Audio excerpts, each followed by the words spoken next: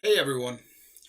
It seems like Article 11 and Article 13 have just been passed in the European Parliament, sadly, but this was to be expected. So let's just say I may have given this a little bit of thought and now a little bit of extra thought.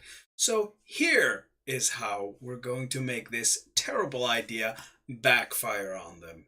Big time. Bear with me.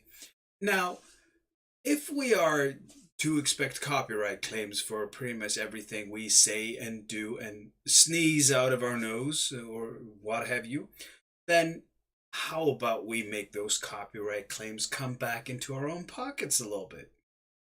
See where I'm going with this? Okay, so here's the thing. Take every bit of what you've posted on social media, as far as I've read, and I've just browsed into laws and precedents and regulations on this one.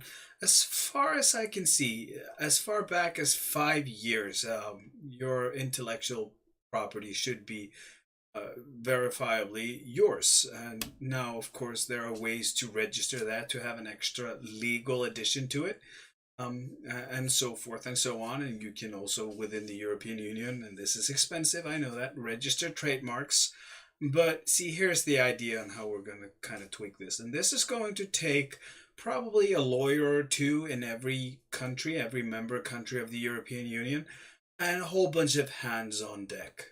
But I trust that there are a lot of you out there who will not stand for this and are going to put up the fight. So let's get to work, shall we? Okay, so here's the basic concept. So just because we don't want to give money to these people, to corrupt governments and politicians, without, a gun to our face and preferably a bullet in our brain, then wherever you can get a tax deduction for a charitable donation, well, I mean, obviously you would want to get one, right? So I say we found a nonprofit, a charitable nonprofit for this little exercise in every membership country. And I'm going to call this project the Free IP Project. Free IP Project. IP standing for intellectual property. So let's just say you want to open a branch in Germany. So you found a German charitable nonprofit and you call it Free IP Germany. And then there would be Free IP France, etc., etc. And yes, the names of the countries in English. I know that is a problem for a lot of you holding dear to your native languages. I get that. But when you have countries like Switzerland with four official languages, you might have four different charitable organizations with the name of Switzerland in each and every one of these languages, and that is just going to hold us back as far as synchronizing the project. So let's stick to English just for efficiency.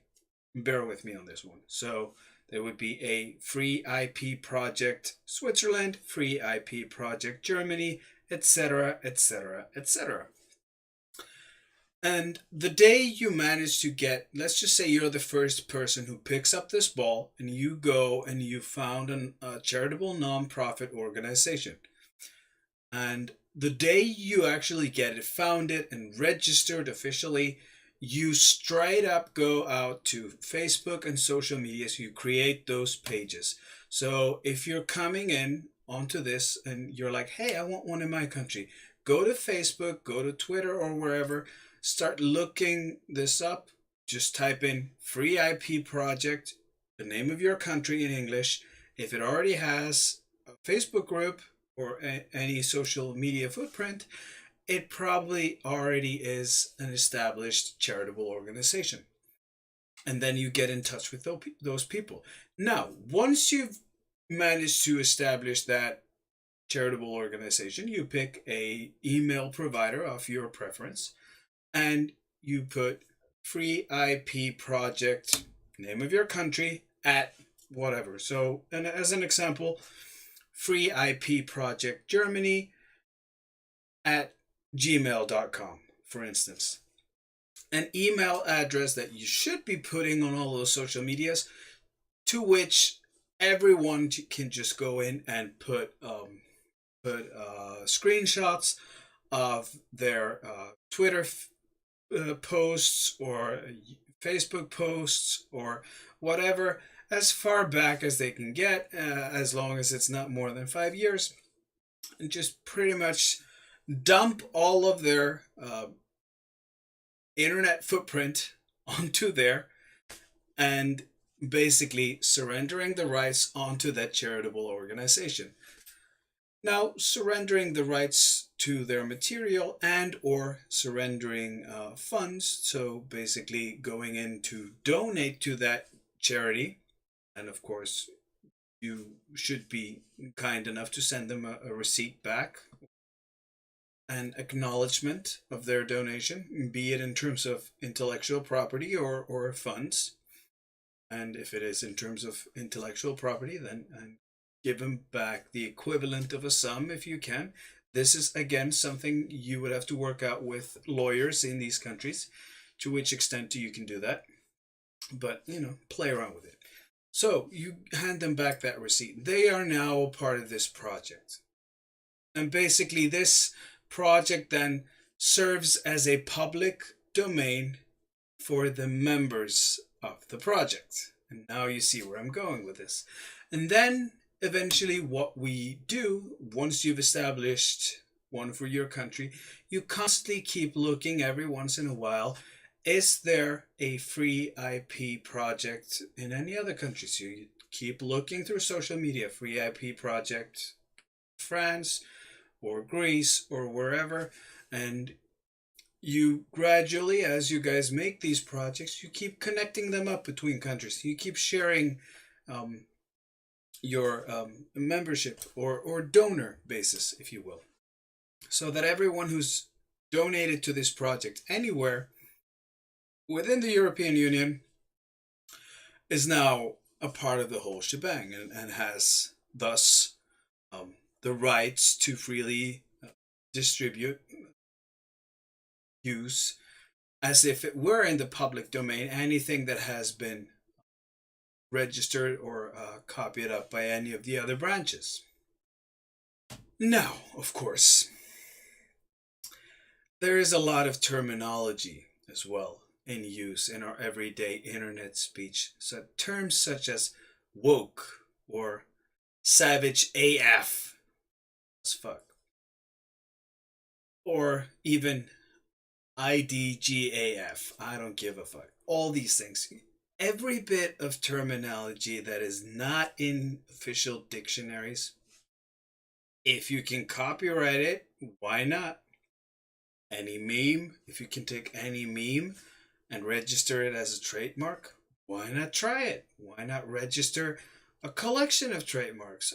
You big charitable organizations with a lot of faces and images and footprint, and a lot of interactive ways with your community. So yeah, basically the whole idea here is to basically bombard the copyright offices with copyright registrations, trademark registrations, and then later on copyright claims whenever you see this going around and it turns out that the name of so and so isn't in this gigantic little database of donors and participants of and clients and charitable partners, if you will, of our free IP project. Now, I know this might be in some ways a stretch, but I think it can be done. It's worth a try at this point. Because what else do we have? This is very likely going to pass over the winter, and it's going to be ugly. And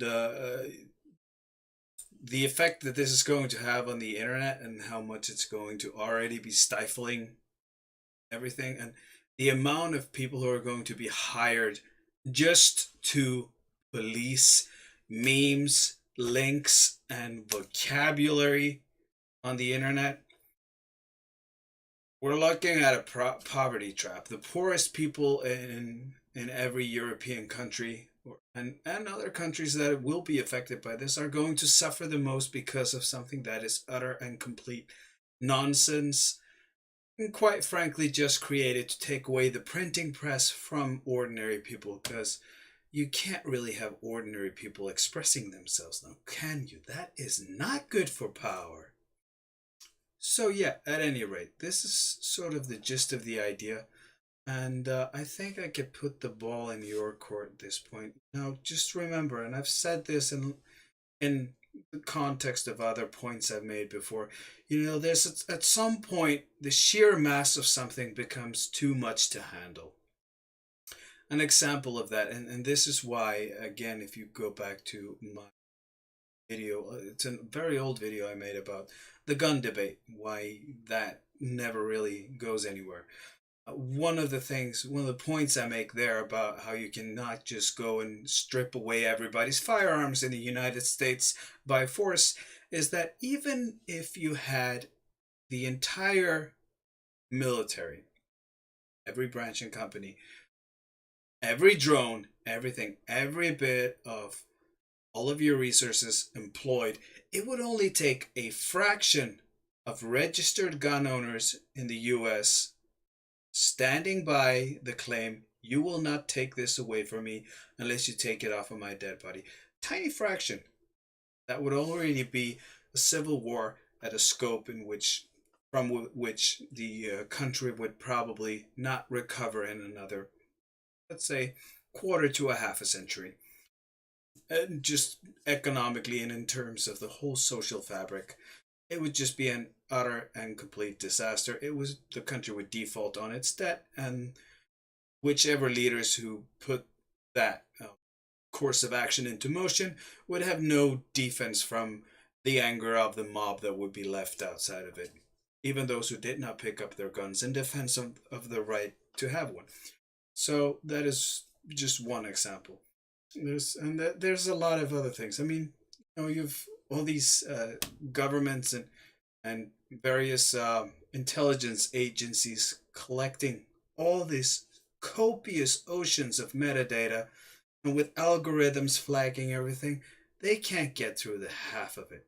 How many people do you need to employ in an intelligence service just to go after every damn dissident? And for the longer the internet is around, the more potential dissidents you have. So yeah, the magnitude makes this overwhelming for big bureaucracy to deal with. And if that's the fire they want to play with, then let's let them play with that. We'll see how well they do. They're so gonna hate me for this, but I really don't care. Europeans, get on your job. It's done. Make me a proud old Viking. For once. Viking out.